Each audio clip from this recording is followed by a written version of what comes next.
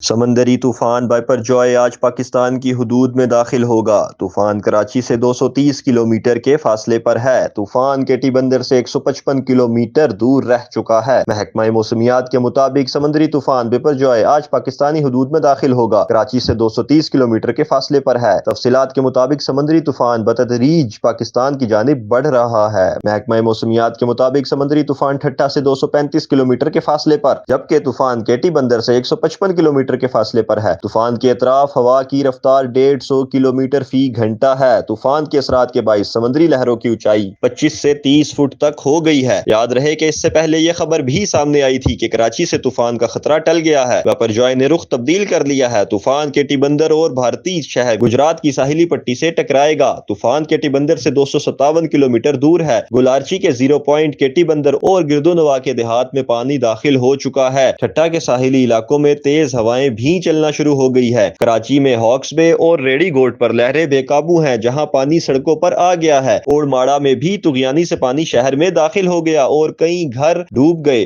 لنگر انداز چھوٹی کشتیوں کو طاقتور لہریں بہا لے گئی ہیں۔ سمندری طوفان سے متعلق NDMA میں اسلام آباد میں مانیٹرنگ سیل بھی قائم کر دیا گیا ہے۔ بڑی سکرینز پر ناسا سیٹلائٹ سے بائپر جوائے کی حرکت کا جائزہ لیا جا رہا ہے۔ NDMA کے مطابق بائپر جوائے آج دوپہر تک سمت تبدیل کر لے گا۔ بائپر جوائے کی سمندر میں 100 کلومیٹر فی گھنٹہ سے بھی زائد کی رفتار موجود ہے۔ طوفان کی سینٹرل پوائنٹ پر لہریں 30 سے 40 فٹ بلند ہو رہی ہیں۔ سمندری طوفان کے پیش نظر کراچی میں 10 ملی میٹر بارش کا امکان بھی ہے، جبکہ ٹھٹھا، بدین، سجاول، تھرپارکر اور میرپور خاص میں 300 ملی لیٹر تک بارش کی پیشگوئی کی گئی ہے۔ بائپر جوائے کے سندھ کی ساحلی پٹی پر اثرات نمودار ہو چکے ہیں۔ کئی شہروں میں وقفے سے ہلکی پھلکی بارش اور کہیں تیز بارش بھی جاری ہے۔ عاشر تنویر، حق نیوز، اسلام آباد۔